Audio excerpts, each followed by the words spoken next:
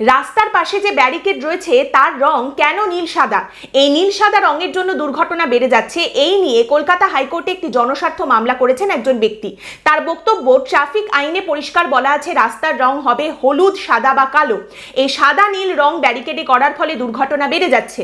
বিশেষ করে রাতের দিকে যদি কেউ উড়ালপুলে গাড়ি চালান বা শহরে প্রবেশ করেন, সেক্ষেত্রে নীল সাদা রঙের উপরে আলো পড়লে সেটা চালকের চোখে পড়ে চোখ ধাঁধিয়ে যেতে পারে।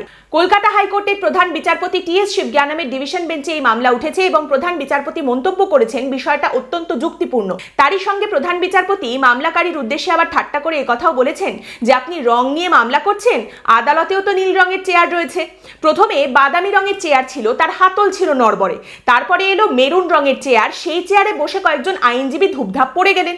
তারপরে ফাইনালি এই নীল রঙের চেয়ার এসেছে, কারণ এরপরে চেয়ারের বরাত যিনি পেয়েছিলেন তার কাছে এই রং ছাড়া অন্য কোনো রঙের চেয়ার ছিল না।